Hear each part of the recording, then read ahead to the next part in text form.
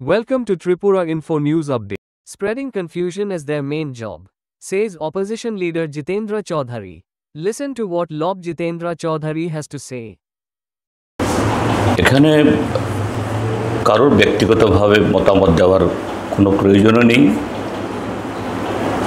এবং এগুলা নিয়ে কোনো দল বা ব্যক্তির সেখানে আইন হাতে তুলে কোনো ভূমিকা নেওয়ারও কোনো সুযোগ নেই। এটা আমাদের দেশের একটা আইন। 1971-এ বাংলাদেশের মুক্তিযুদ্ধের পর এদেশের, এটা সবাই জানেন, 1 কোটির বেশি তৎকালীন পুরো পাকিস্তান তথা পরবর্তী বাংলাদেশ হয়েছে সে দেশের যারা এই পাকিস্তানি সেনাবাহিনীর অত্যাচারে অতিষ্ঠ হয়ে প্রাণ রক্ষার জন্য আমাদের দেশে আশ্রয় নিয়েছিলেন এবং মানবিক কারণে ভারত সরকার এই সীমান্ত লাগোয়া সমস্ত রাজ্যগুলোতে, ত্রিপুরা, আসাম, মেঘালয়া এবং পশ্চিমবাংলা, সেখানে আশ্রয় নিয়েছিলেন। তারপর যখন যুদ্ধ শেষ হয়, নতুন বাংলাদেশের জন্ম হয়, বাংলাদেশের প্রধানমন্ত্রী এবং ভারতের তৎকালীন প্রধানমন্ত্রী দুজনেই প্রয়াত এখন, শেখ মুজিবুর রহমান এবং ইন্দিরা গান্ধীর মধ্যে চুক্তি হয় যে 71 ইংরাজির 31শে মার্চের, না 1 মার্চ জানি, ঠিক আমার এই মুহূর্তে তারিখটা একটু কনফিউজড আমি হচ্ছি। এনিওয়ে, মার্চের সেই তারিখের আগে যারা এসছেন তারা বাংলাদেশে, যদি ইন্ডিয়া থেকে কেউ গিয়ে থাকেন, তারা বাংলাদেশে থাকতে পারবেন। আর ভারতবর্ষে যদি কেউ এসে থাকেন, তারা ভারতের নাগরিক হিসেবে চিহ্নিত হবেন। কিন্তু তারপরে কাট অফ ডেটের পরে যারা আসছেন তারা ইলিগাল, বেআইনি হিসেবে চিহ্নিত হবেন। তাদেরকে দুদেশের আইন অনুযায়ী, ভারতের আইন, বাংলাদেশের আইন, সে আইন অনুযায়ী তাদেরকে চিহ্নিত করে স্বদেশে প্রেরণ করা হবে। অর্থাৎ ভারতের লোক যদি বাংলাদেশে থেকে থাকে, বাংলাদেশ সরকার ভারতে তারা পুশব্যাক করবেন। আর ভারতবর্ষের সরকার যদি সেরকম বেআইনি লোক চিহ্নিত করে থাকে, তাদেরকে বাংলাদেশে পুশব্যাক করবেন। এটা স্ট্যান্ডার্ড অপারেটিং প্রসিজিওর, অর্থাৎ একটা সুনির্দিষ্ট নিয়ম। সেভাবেই যে প্রকৃত বেআইনি নাগরিক সব কিছু চিহ্নিত করে তারা স্বদেশে পাঠিয়ে দেবেন। এই আইনের বদল হয়নি, দুদেশের স্বীকৃত আইন এবং দুদেশের পার্লামেন্টেও এই আইনটা পরবর্তী সময়েতে, এই চুক্তিটা, এটা এন্ডোর্সড হয়েছে। পার্লামেন্টও এটাকে সিলমোহর দিয়েছে। তো স্বাভাবিক সে আইনটা বলবৎ। তো সাম্প্রতিককালে আমাদের দেশের স্বরাষ্ট্রমন্ত্রী অমিত শাহ মহোদয় তিনি ঘোষণা করেছেন, ওই চুক্তির পর যারা এদেশে বাংলাদেশে এসছেন তাদেরকে চিহ্নিত করে পুশব্যাক করতে হবে এবং সে মোতাবেক এই পেহেলগামের ঘটনার পর কিছু অ্যাকশনও শুরু হয়েছে। কিন্তু অ্যাকশনটা কীরকম? গুজরাট বা আরও অন্য কিছু রাজ্যে, আসামেও শুধুমাত্র বাংলা ভাষাভাষী এবং তার মধ্যে মুসলিম সম্প্রদায়ের, মুসলিম ধর্মাবলম্বী, এদেরকে চিহ্নিত করে এরকম কিছু লোককে পুশব্যাক করা হয়েছে। ত্রিপুরা সীমান্ত দিয়েও গুজরাট থেকে সরাসরি বিশেষ বিমানে, আমার কাছে তথ্য, 3টা বিমানে প্রায় 400 জন এরকম নারী, শিশু, কিশোর, কিশোরী এদেরকে আনা হয়েছে। এবং শুরুতে কিছু তাদের মধ্য থেকে এই করবুক, তারপর খাগড়াছড়ি সীমান্ত দিয়ে পুশব্যাক করা হয়েছে। পরবর্তী সময়েতে অন্য সীমান্ত দিয়ে ওইটা হয়েছে, যে এখন অবধি যাদেরকে এই গুজরাট থেকে আনা হয়েছে সবাইকে নাকি করা যায়নি। এটাই হলো আমার কাছে খবর, লেটেস্ট যা আমি জানি। প্রকৃত তথ্য স্বাভাবিকভাবে এটা সরকারি তথ্য না, নানা সোর্স থেকে জানা, একটু বেশিও হতে পারে, কমও হতে পারে। তো এই সিদ্ধান্ত ঘোষণা হওয়ার পর তাহলে এটা কার্যকরী করার দায়িত্ব কার? ত্রিপুরা সরকারের, প্রশাসনের। ত্রিপুরা হোক, আসাম হোক, পশ্চিমবাংলা হোক, এই সরকারগুলো। কিন্তু আমাদের নজরে যা এসছে, সেখানে আমি আগেই তো বললাম যে শুধুমাত্র চিহ্নিত করা হয়েছে মুসলমান ধর্মাবলম্বী তাদেরকে। তো অনুপ্রবেশকারী হিসাবে আমরা এই সাম্প্রতিককালে ত্রিপুরা রাজ্যের বিভিন্ন সীমান্তে আমরা দেখছি প্রায় প্রতিদিন, প্রতি সপ্তাহে আগরতলা এয়ারপোর্টে, আগরতলা রেলওয়ে স্টেশনে,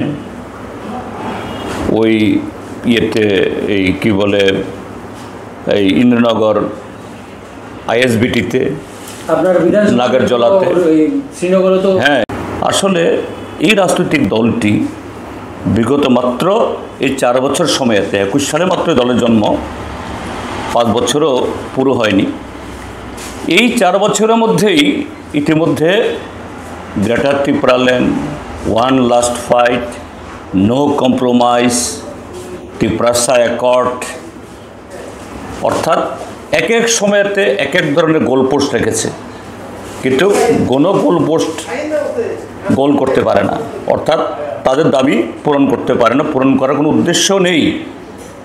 কাজে এই সরল সিধে মানুষদেরকে একটু বিভ্রান্ত করে মুখরোচক নতুন নতুন দাবি তুলে এগুলি করাচ্ছে। মানুষকে এগুলি বুঝতে হবে এর পেছনে আসল উদ্দেশ্যটা কী।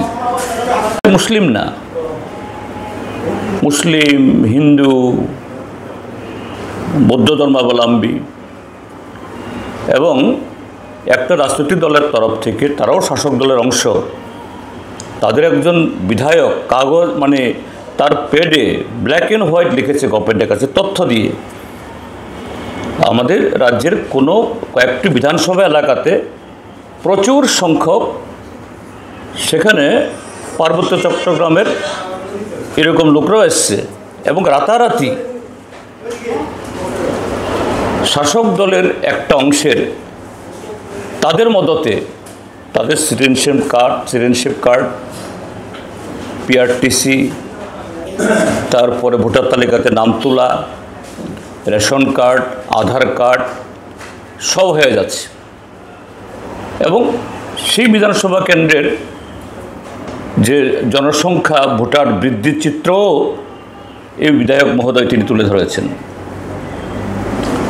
এবং তিনি লিখেছেন মাননীয় মুখ্যমন্ত্রীকে দ্রুত যে এগুলো প্রকৃত এরকম যারা ইলিগাল বেআইনি অনুপ্রবেশকারী তাদেরকে চিহ্নিত করুন, আর তাদের পেছনে কারা এই মদতগুলো যোগাচ্ছে, কার হাত ধরে, তাদেরকেও চিহ্নিত করুন। সরকার নির্লিপ্ত।